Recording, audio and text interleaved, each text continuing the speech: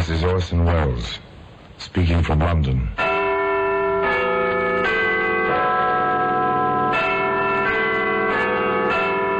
The Black Museum. Here in the grim stone structure on the Thames, which houses Scotland Yard, is a warehouse of homicide, where everyday objects like a sugar bowl, an ashtray, a portable radio, all are touched by murder.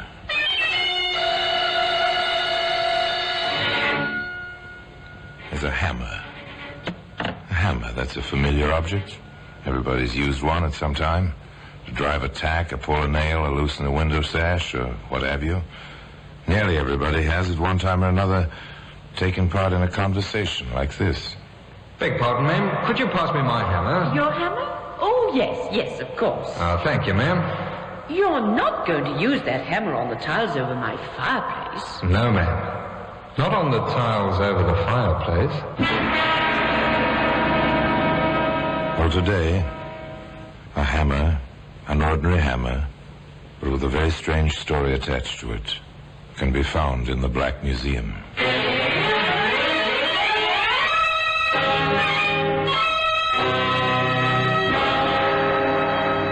From the annals of the Criminal Investigation Department of the London Police, we bring you the dramatic stories of the crimes recorded by the objects in Scotland Yard's Gallery of Death, the Black Museum.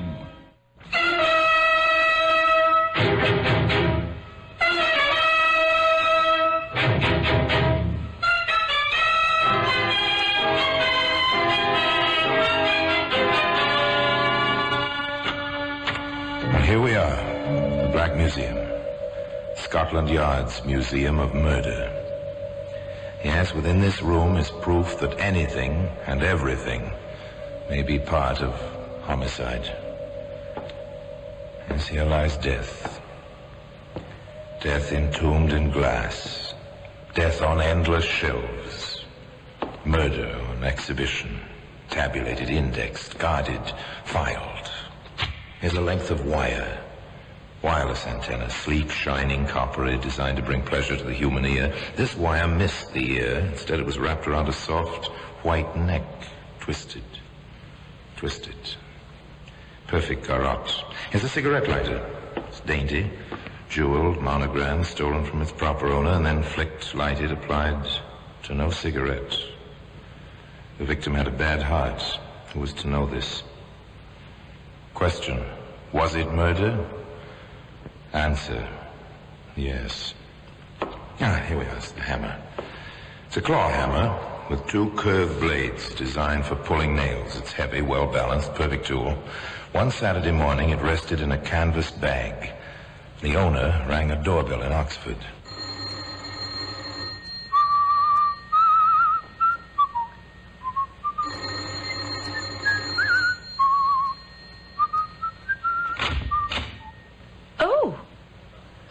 Sorry, ma'am. Did I take you by surprise? Well, yes. You see, I was expecting a friend of mine, and, well, to see a young man standing there when you're expecting an elderly lady... Nothing to take amiss, ma'am. My card. Oh, thank you. James Knight, house repairs while you wait. Oh, well, thank you, but there's nothing wrong with my house. That's what everybody says. Only I don't mean the house itself.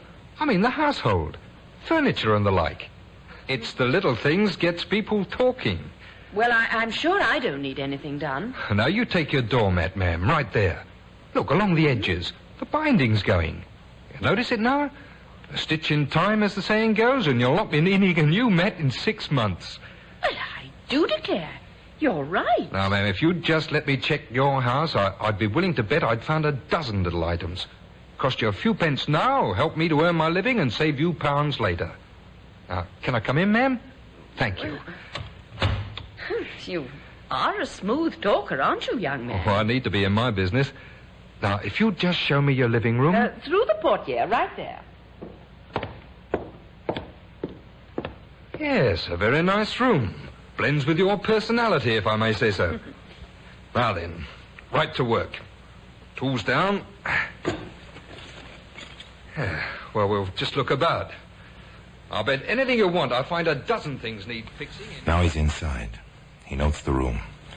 He's well aware of the brass crucifix on the mantel shelf, the prissy draperies at the windows, the antimacassars on the mahogany-framed horsehair chairs. It's almost a museum. Now, you take this chair, ma'am. The leg's loose. Bound to be. The glue dries out. The wood shrinks.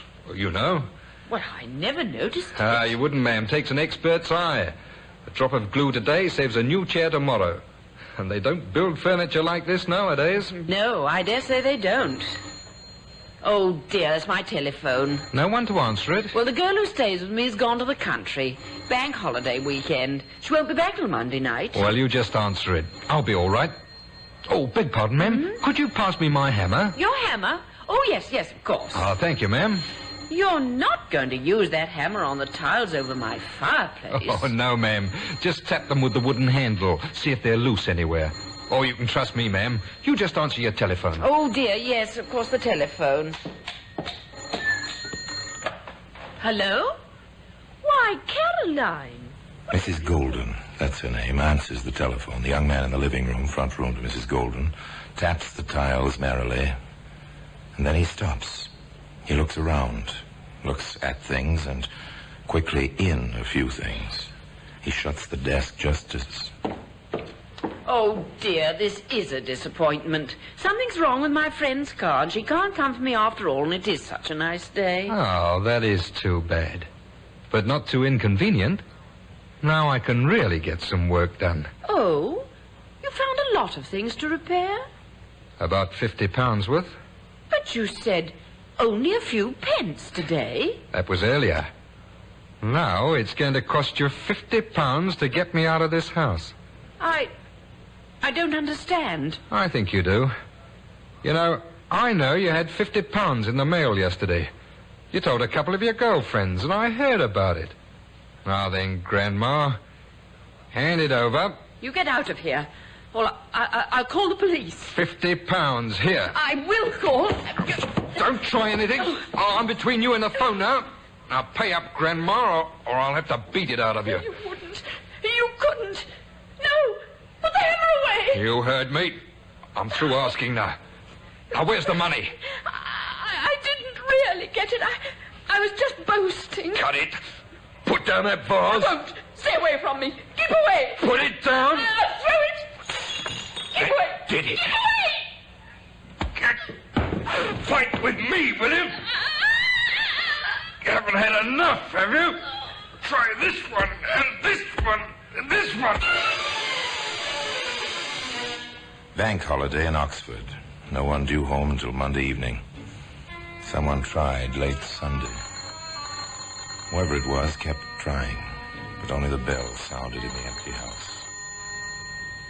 Empty? Was it filled with death?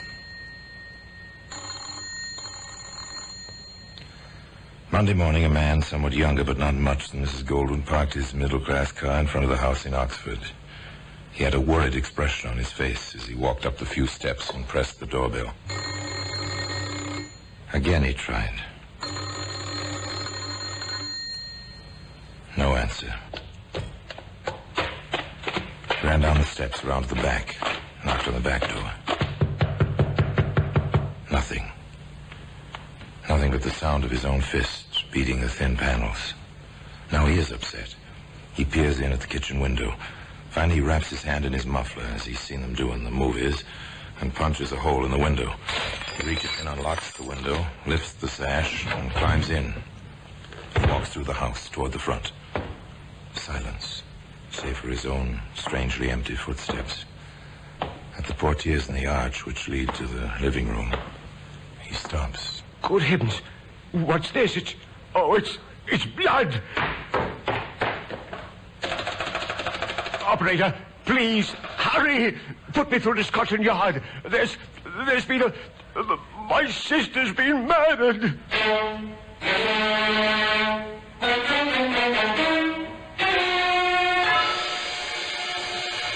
Well, that's how it comes, you know. First the bitter shock, the cry on the telephone, the hurried, incoherent report, and then the cars racing through the streets, pulling up, the men piling out, invading a once peaceful home.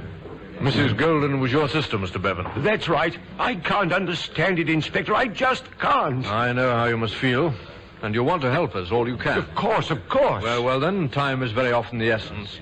I'll have to ask you a few questions right away. I'll try to answer them. You told us you broke the back window yourself, right? Yes, that's right.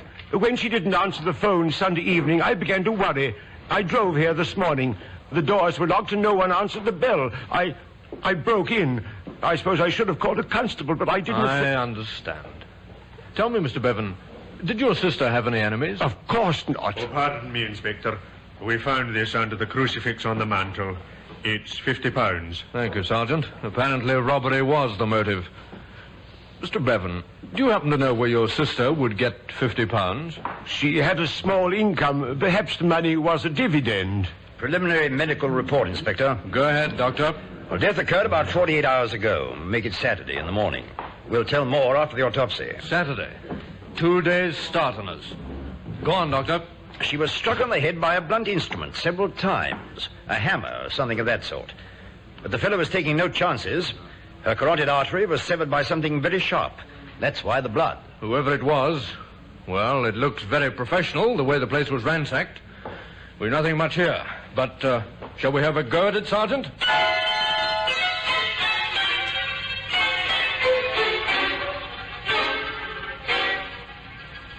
Well, they had a go at it, the inspector and the sergeant. There's nothing in the woman's house. Not even a smudged fingerprint. But, as Sergeant Marshall put it... I've seen this sort of thing before. Looks like a house-to-house canvasser to me, Inspector. It has that familiar feel about it. Routine, Sergeant. The routine. Door to door, up and down the street. Questions, questions, questions. Did a canvasser call here Saturday morning, ma'am? Leave a card or anything? Do you remember anyone ringing the bell to leave a card, sir? Wanting to do repair work? Thank you, miss.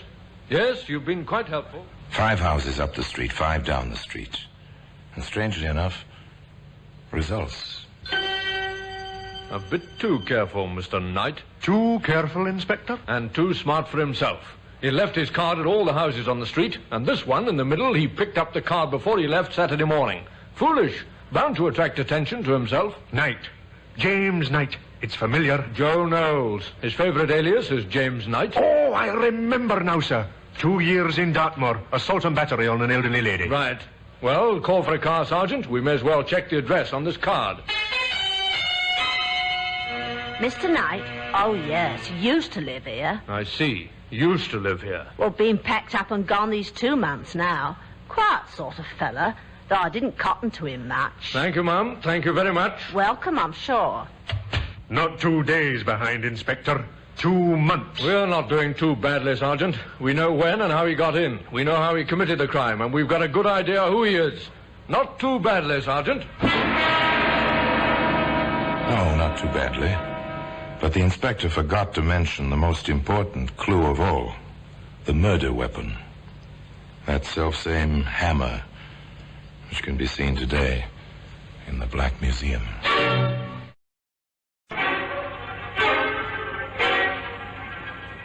It looked like a long haul. 2 months behind and no trace. Not a thing to place him in Oxford on the Saturday of bank holiday. The calling cards, true, but they might have been left any time. And one confused witness would make any jury doubt the exact pinpointing of the date. Still, the man had to be found.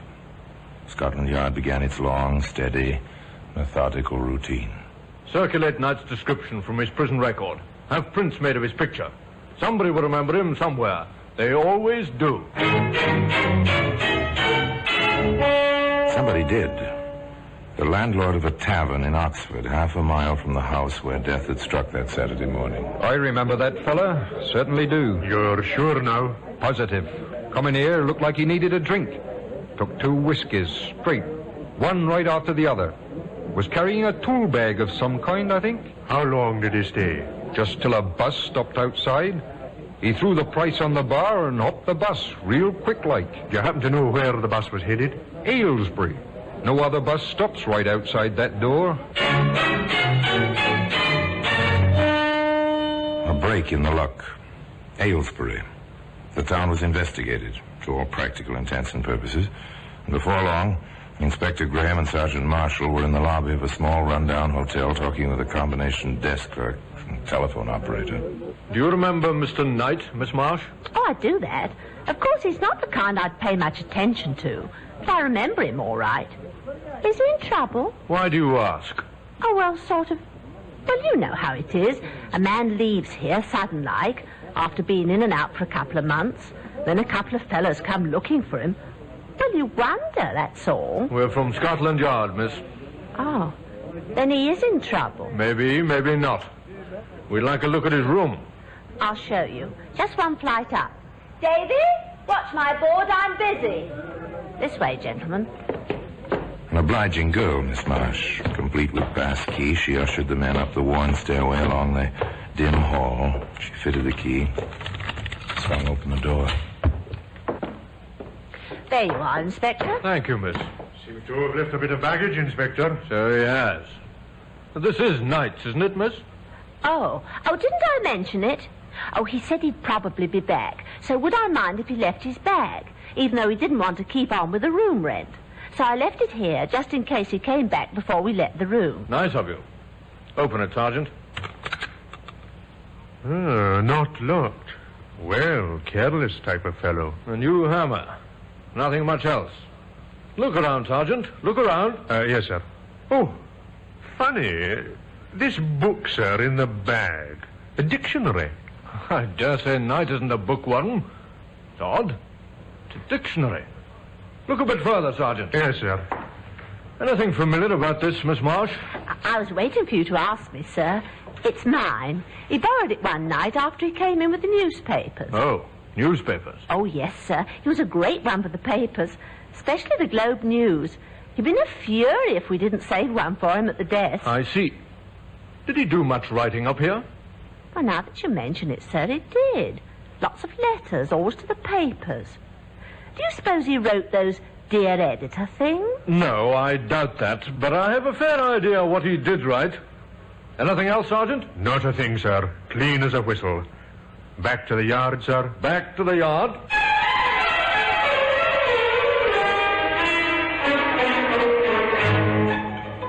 Odd, the man said.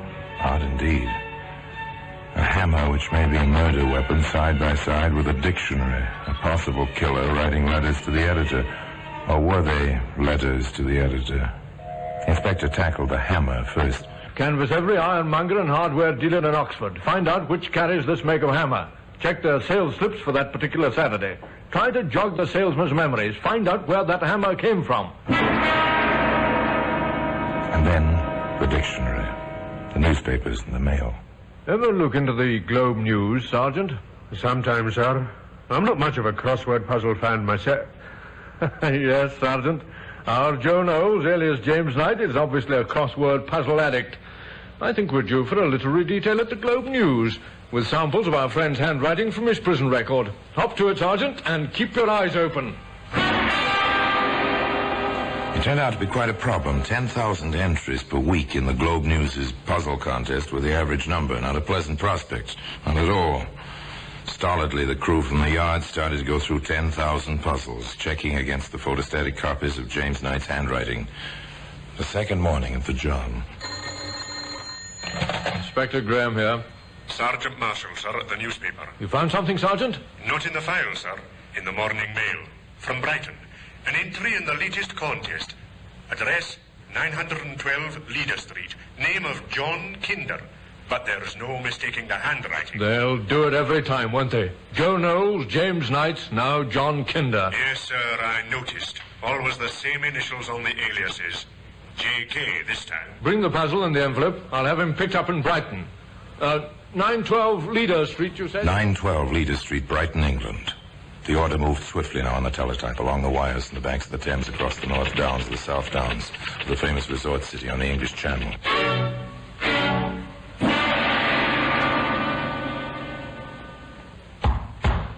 Open up in there. Quickly now, police. No need for all the melodrama, sir. You were looking for me?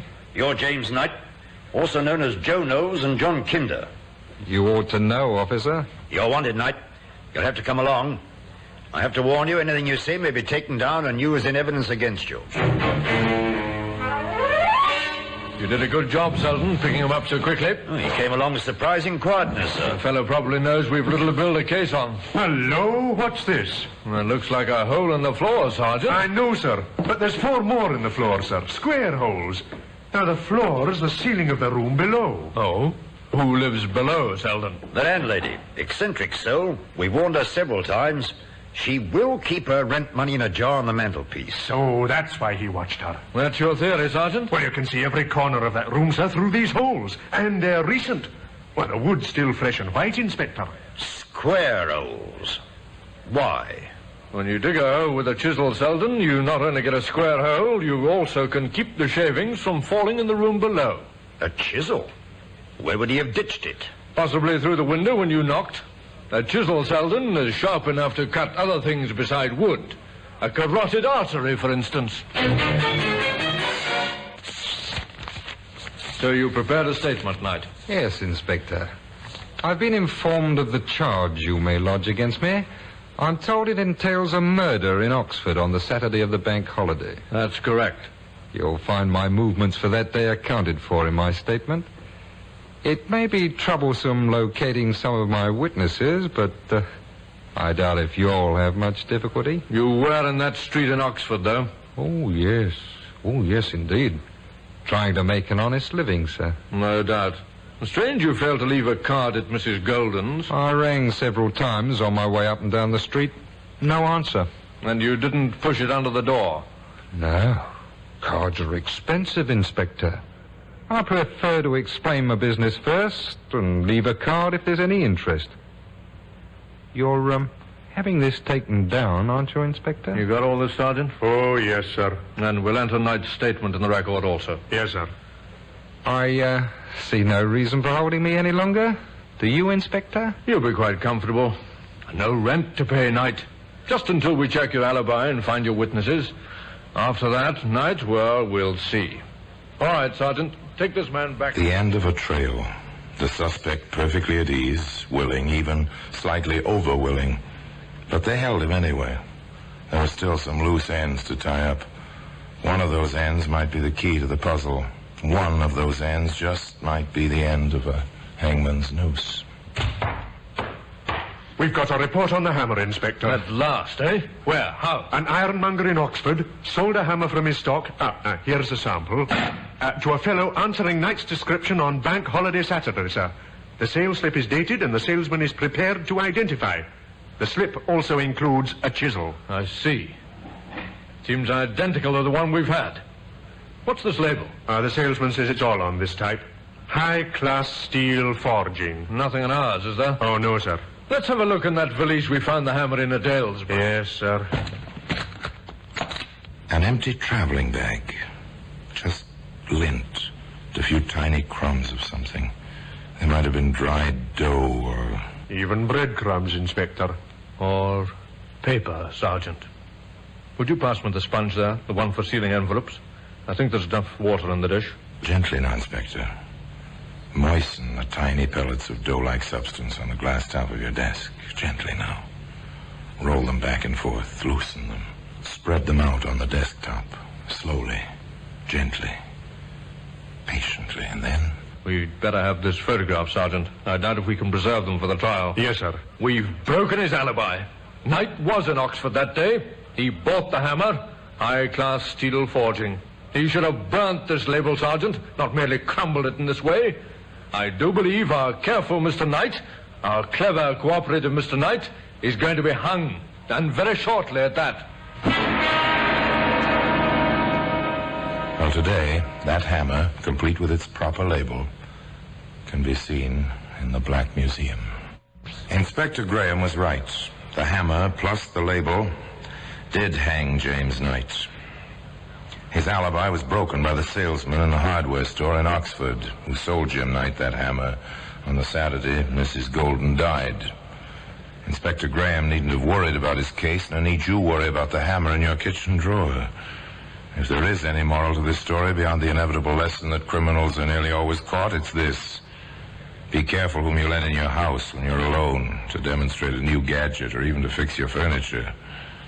Your visitor might mean death. And now, till we meet next time, in the same place, for another story about the Black Museum. I remain, as always, obediently yours.